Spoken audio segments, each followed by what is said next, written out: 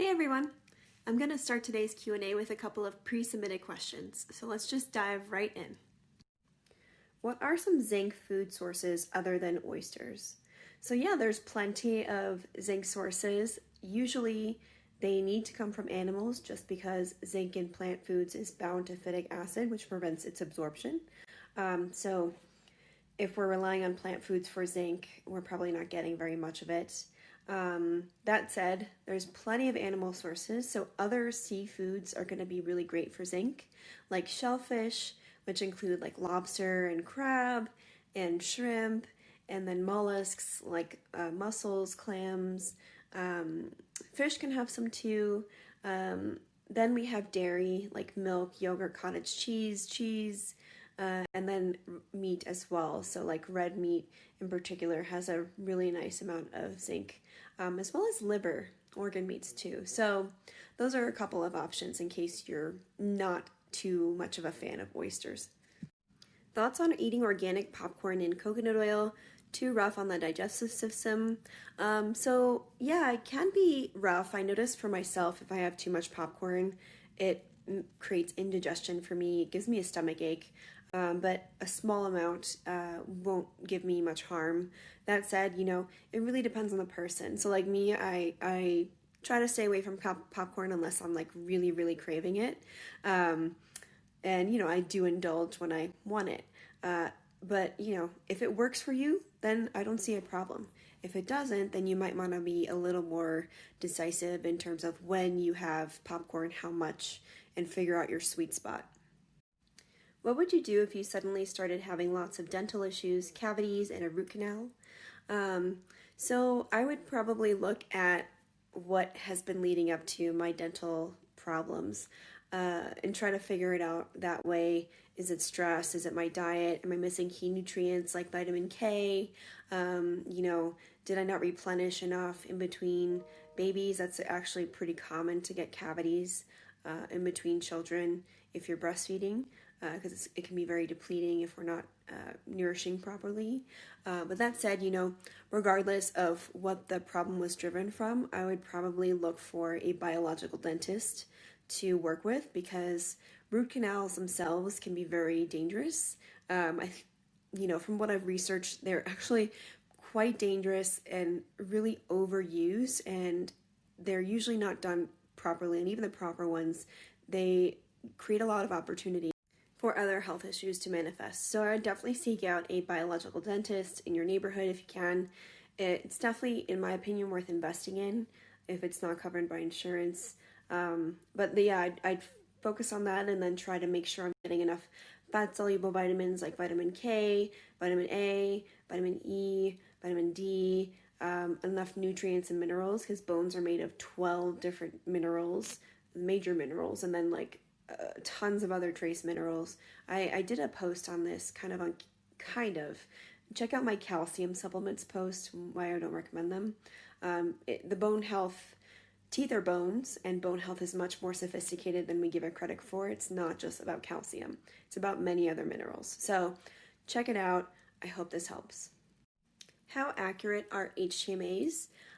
So they're pretty accurate when it comes to measuring certain minerals and heavy metals. Where it can get a little tricky is certain ones have different valences, and the labs only burn, when you get a hair tissue mineral analysis, the way that they test the levels of minerals is that they burn the hair. They burn the hair from your head, and that's what shows what's in it. But a lot of the minerals and metals have different valences, specifically iron, for example, and specifically copper, for example. They have several different valences, and so we're only getting one snapshot of the valence, of a valence. So it's not necessarily super accurate, and that's why I like to pair it with the Full Monty Iron Panel, because it gives us a really clear picture of what's happening. But that said, I think HTMAs are totally worth it. It tells us so much, like how your thyroid is running, or how your adrenals are doing, or your ability to regulate your own blood sugar. So it tells us a lot with very little, and it's pretty affordable test. So I love it. I use it, and I always recommend to people that can afford it and want to learn more about their body, it can really tell us a lot. So I definitely think, even though there's, slight flaws with the hair tissue mineral analysis, it's completely worth it. Which coconut oil is better, unrefined or refined? Neither is better necessarily. It just depends on you as a person.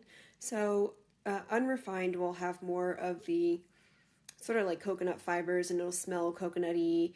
So if you want a more mild, like a more mild flavor to whatever you're cooking, then I would probably get refined, and it's a little more refined. So depends on what you need it for and how you do with coconut oil.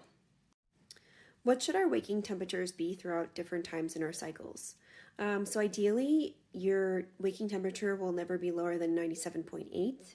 And in the second half of your cycle, after you've ovulated, you're making progesterone that's going to stimulate thyroid hormone. So your temperatures will actually be higher than that, about 0.5, 0.6 on average, to even more than that, higher than your usual waking temperatures. So, it really depends on the person and where you're at, but ideally, it would be no lower than 97.8 throughout your entire cycle. What's your favorite magnesium supplement? So magnesium can be actually pretty personal depending on the person and their state and what they like, how it makes them feel, because there's various types of magnesium. I personally don't really care what brand it is, except I look for a specific type. So magnesium glycinate works really, really well for me. I love that kind. Right now I'm using Doctor's Best and it's really affordable. It's like $12 for this big bottle. And that's what works for me. But some people do a lot better on magnesium bicarbonate. Some people do a lot better on magnesium malate. So you kind of have to experiment and see what's right for you. Tips for maskne. So I feel you on this. My face is like exploding around my mouth because I've moved and I've had to go to the store so much the past couple days, the past week really. So I have like this terrible maskne around my mouth and no matter what I do, honestly, there's only so much you can do, but I will share what I try to do. So one, I wear a new mask every time, and I make sure I'm washing my masks really thoroughly between wears. And when I take my mask off, I try not to wear any makeup with my mask. And when I take it off, I use a salicylic acid, I guess like toner or serum to kind of like cleanse and sanitize the area that was, being breathed into. So that's, kind of helpful. Salicylic acid doesn't work for everyone, so you may want to try different things like benzoyl peroxide, something that works for you. And then I try to, I've been upping my being more diligent, I should say, about my salicylic acid use, because that works really well for my skin. So before bed, I put on a salicylic acid serum and I let that sit on my face. The one I use is called COS RX, and it's really affordable. It's from Japan, and it's, I don't know, I noticed a difference in my skin right away when I started using this thing. So I use that, and it's helping a little bit. And then, I also have been using a zit zapper from Sanitas. So there's a couple things that I have in my toolbox for during times of like more acne, and the past few months have definitely challenged me to find new solutions for my skin. So these are definitely newer products that I've been keeping on the rotation because of this maskne problem. So I hope that helps. And there's never a replacement for good nutrition, good sleep, sunlight, good hygiene as well. So those are all factors too. But if you find that you're doing everything right and the maskne is still coming, then try those things, or maybe even look further internally. But maskne, there's only, it's tough. There's only so much you can do. So I hope that helps. Is it safe to take a liver supplement during pregnancy? I just got ancestral supplements. So I cannot say whether it's safe or not. You need to ask your practitioner or doctor about that. But if I were pregnant currently, I would be eating liver and taking liver capsules. Hands down, it's such a nutrient dense food. It's nature's multivitamin and it's just so nutritious and it has so many incredible ingredients like vitamin A, vitamin B12, copper, folate, choline, all of these really luscious nutrients that your baby needs to develop properly. So it's, it gets demonized because people associate high vitamin A, naturally occurring vitamin A foods with vitamin A toxicity, but there's really no proof that naturally occurring vitamin A foods have caused toxicity. It's really synthetic vitamin A like retinol palmitate in dairy products and, prenatals. And so there's really no reason to be scared of that food, liver. But, again, I would be careful about beta carotene consumption as well, because that can also contribute to digestive issues and vitamin A problems.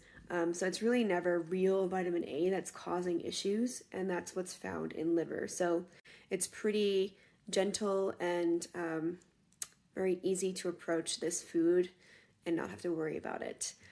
So I hope that helps. How do you feel about vitex after stopping hormonal birth control?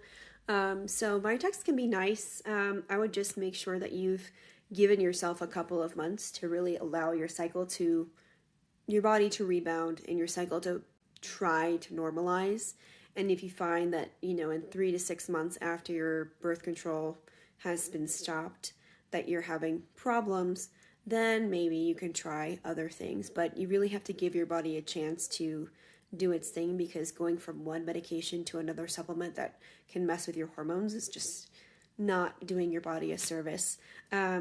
So yeah, and you want to, I would always take Vitex under the care maybe of a practitioner. It can have some adverse, interaction if you have high luteinizing hormone already. So figuring out if that's an issue for you too is probably a good thing to do before taking it. Sore breast lump, any way to naturally cure? So this is likely an estrogen dominance issue. Estrogen is a hormone of growth and proliferation, so it can cause the tissues to grow, and it can result in a lump. It can result in sore breasts. Usually when women get sore breasts before their period, that's a sign that they have estrogen dominance. So estrogen dominance doesn't mean that, basically it means that you're creating too much estrogen in relation to progesterone, because the ratios should be in a very specific range. And when estrogen starts to get higher and higher and higher, and there's not enough progesterone to balance it out, that's when we, kind of experience these issues. So same thing goes for, breast tissue soreness and lumps as well. So I would definitely look at my post titled estrogen dominance, and even my post today, which is on endometriosis, which is an estrogen dominance issue. So both posts have some solutions that you can get started on. It may be worth working with a practitioner, but also, it could be life-threatening, you should also not hesitate to go to a doctor. So do that, and then weigh your options and see what routes you want to take. Any suggestions for luteal phase defect and thoughts on Vitex in particular? So if you skipped ahead for some reason, just rewind and watch the part where I talk about Vitex. But regarding your luteal phase defect, so a luteal phase defect is basically a deficiency of progesterone. So it's either a deficiency of progesterone or it's a deficiency of progesterone because cells are not sensitive to progesterone. Most of the time, though, it's because we're not producing enough progesterone in our luteal phase. So once we ovulate, our corpus luteum doesn't create enough progesterone. This in itself is very solvable. It's usually because we're not living our life in a way that's supportive of our fertility. It's basically taking a big step back and looking at how am I living my life? How am I nourishing myself? I would start with food see, am I nourishing myself? Am I fasting? Am I dieting? Am I getting enough carbs, fat, and protein that's bioavailable? Am I getting enough vitamins and minerals? Minerals specifically are super, super important for fertility and healthy cycles and progesterone production. Vitamins like vitamin C are super important for progesterone production. So am I getting all the building blocks that I need for a good, healthy, fertile cycle? And then also looking at lifestyle. So, am I getting enough sleep? Am I getting enough sunlight? Am I over-exercising? Am I not exercising enough? Quality movement is important, but moving too much is also a stress. So making sure that, you're looking at all those factors too, relationships, tap water as well, big one. So really looking at it holistically rather than just looking for a supplement that's going to not really solve the problem. So I hope that helps. What is the main cause of adult acne and what can I do to clear it up? So adult acne can be driven by a couple of things. I talked about acne earlier, hygiene, lifestyle, nutrition, mineral deficiencies, vitamin deficiencies are definitely at play usually. But that said, it's also usually an excess of stress because the adrenal glands will produce more androgens, which include testosterone under stress, but also not imbalanced blood sugar, so hyperinsulinemia. And that is kind of like basically insulin resistance. A lot of us are insulin resistant because we're stressed out. We're not eating the right things. We're not balancing our blood sugar. We're deficient in minerals and vitamins. And so when insulin is high, sex hormone binding globulin does not function. And sex hormone binding globulin is what binds to and keeps excess hormones in check. So I would honestly start by reducing as many stressors as possible and balancing my blood sugar and seeing that where that takes me. So to balance your blood sugar, you need to look at protein and carb, how much you're getting in your meals, and play around with the different ratios to see what your sweet spot is, and then go from there. Hi Lauren, what causes muscle twitches? I get them in my eyes, lips, and legs in random days. So if this is not happening when you're working out, it's likely due to a magnesium deficiency. So I'd probably look at getting more magnesium in as long as I'm getting potassium and sodium plentifully as well. So you want to be really careful about your magnesium supplementation at first if you're not already taking magnesium. If you are taking magnesium and you're still getting muscle twitches, you might want to look at your boron. And the only way to do that really is to do a hair tissue mineral analysis. But that said, you could probably try magnesium oil spray and see if that helps on your leg. Maybe not so much on your eye or something like that, but see if that works in that area. And then if it does, then you know what it is and you can move on. Could you make a list of items that are pufa and non-pufa, how to read labels? All I know is pufas are bad, but I don't know what in my house has and does not have them. So we kind of have to take a step back and realize that, all foods have pretty much almost all of the fats. It's just the ratio in which they're most prevalent. So even like, let's say butter, that has some pufa in it, but it's more saturated than pufa, like way more saturated. So I just want to clarify that because it's impossible to avoid pufas in your diet. And it's pointless to try to do that. You'll drive yourself crazy. But that said, an easy way to think about this is that oils from plants are pufas pretty much almost all the time. And then fats from animals are usually almost always saturated. So oil, usually unsaturated. Fat from an animal, usually saturated. If you can think about it that way, then you'll kind of always be able to figure out which one's saturated, which one isn't. That said, there are exceptions like coconut oil is primarily saturated fat. So I hope that kind of helps you distinguish. Maybe I'll do a post on this in the future, but I should say the Strong Sisters have an excellent post that literally lists out everything. So I would go check their page out. I'll link it here. What do you recommend for frequent UTIs and bladder discomfort? So if they're really frequent, chronic, I would, one, see if you're on the birth control pill because birth control is synonymous with this issue. Two, I would go see a pelvic floor specialist because oftentimes it's really pelvic floor dysfunction that is causing these chronic UTIs. Internal stuff, what you eat definitely matters, but if it's so chronic that you're dealing with this like every week or every other week or every month, then I would go see a pelvic floor specialist because they're really going to be able to rule out any kind of structural dysfunction that might be causing this issue. And it's usually very helpful anyway. So go check them out. I do have a friend that is very well versed in the pelvic floor. This is her specialty. At the Preconception PT is excellent for this. So go check her out. Thoughts on trace mineral supplement?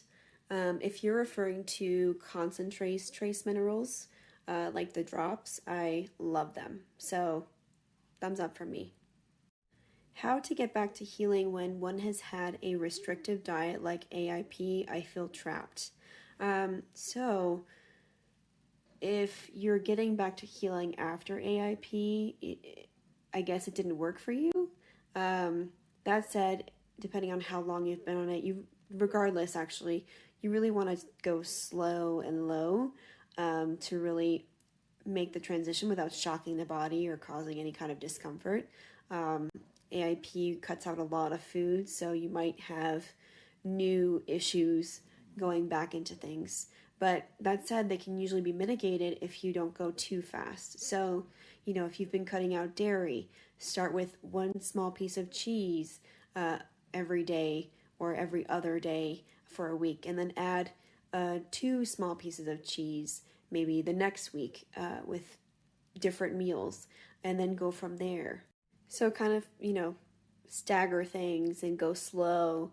Try to resist the urge to just like binge on things because that's going to hurt a lot more than a little piece of something would. So I hope that helps a little bit, but definitely working with a practitioner too can sometimes help in terms of like figuring out where you're at and how to best go about reintroducing foods if you need more guidance and are somebody that thrives like that. Sorry guys, it's the sun sets a lot earlier now and my office doesn't have a lamp yet.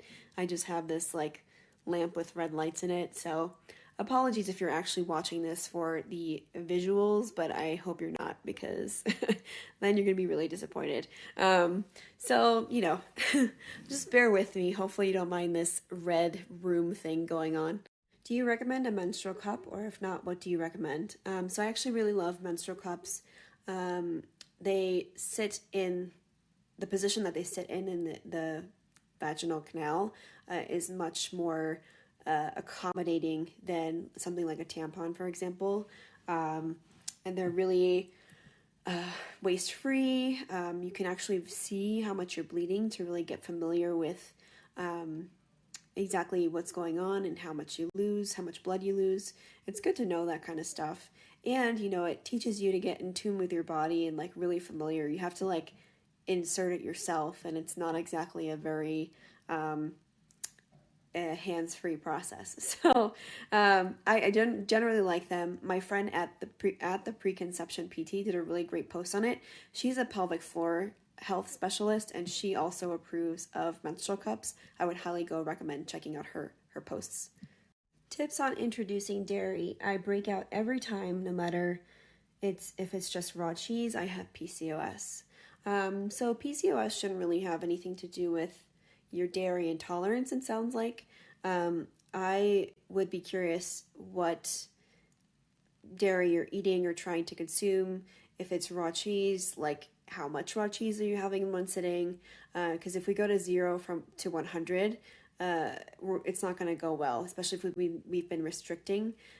So I would start small.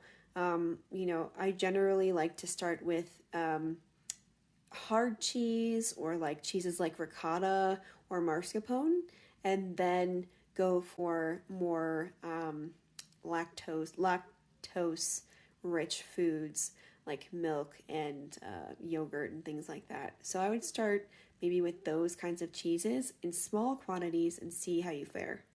Next we have salmon and tuna is once a week too much for trying to eliminate pufas. I personally don't see that as a problem.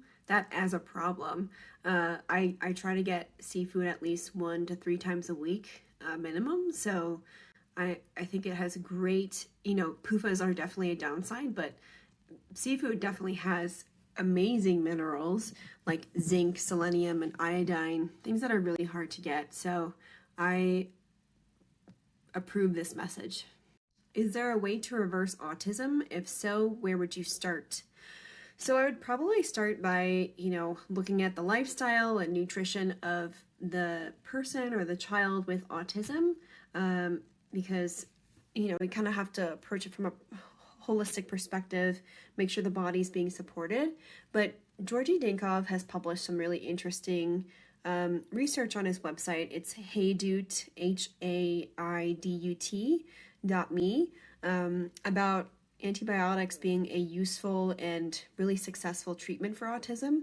So it kind of like resets the microbiome and has a very intense and successful impact on the autism of the person. So it can kind of like reverse it or get rid of it or, make it better at least. So I'd probably look into that. And, of course, like I said, make sure the person or the child. What would you take instead of Benadryl for allergies? I would probably take desiccated kidney because that's going to have a lot of the DAO enzyme that helps clear histamine. Granted, desiccated kidney can also, some people have histamine issues with that as well, but it's definitely worth a try because it has the very things that you need to clear histamine from it. So let me know how it goes. If you can/want to only wait 1.5 years for child spacing, how to supplement/restore. So if you didn't really have a choice in getting pregnant, it just like happened or, surprise, then, I would say just move forward and eat nourishing foods and replenish and make sure you're getting lots and lots of nutrient-dense foods with vitamins and minerals. But if you do have the luxury, I would say it's worth waiting because there's absolutely no replacement for the time that your body needs to heal, and that the impact time can have on replenishing the body and, building back up your stores to then create a really healthy baby. I would check out my posts. One is titled The Sibling Strategy and the other is the importance of pregnancy spacing so that you at least know and understand the potential implications of having a child too soon after, having given birth. It can have an impact on the child's future health pretty greatly, depending on how depleted you are as well. That goes to say, not everyone has an issue, but it's hard to say what will impact the child because it usually manifests later on in life. So, weigh the risks and make an informed decision.